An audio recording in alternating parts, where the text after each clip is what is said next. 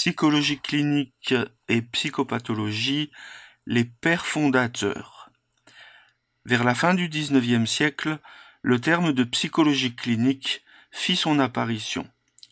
Claude Marcel Prévost, dans la psychologie clinique paru chez PUF en 1988, donc Claude Marcel Prévost nous rappelle ainsi que de décembre 1896 à décembre 1901, deux psychiatres hospitaliers, Hartenberg et Valentin, font paraître une revue de psychologie clinique et thérapeutique.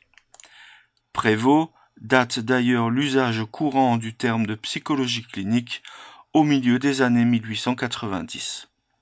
C'est en tout cas à cette période qu'outre-Atlantique, Leitner-Wittmer ouvre sa Psychological Clinic où il prend en charge des enfants avec un handicap physique ou mental.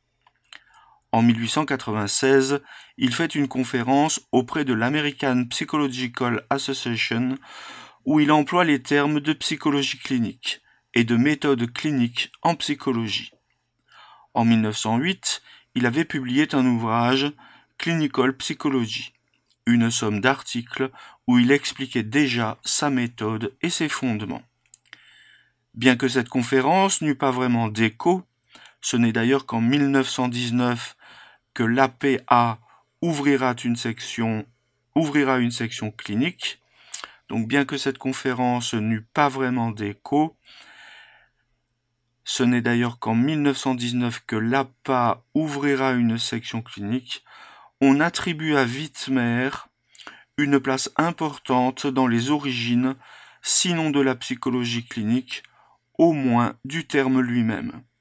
Wittmer est l'une des trois figures couramment citées qui permirent la vraie naissance de la psychologie clinique.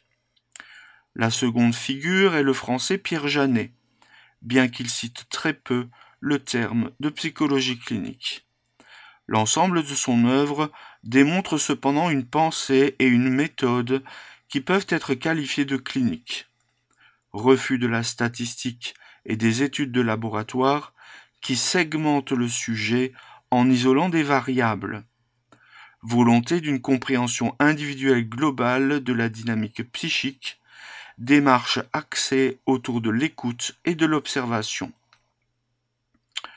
Donc Pierre Janet refuse les statistiques, les études de laboratoire qui segmentent le sujet en isolant des variables. Il préfère une compréhension individuelle globale de la dynamique psychique et entre dans une démarche axée autour de l'écoute et de l'observation.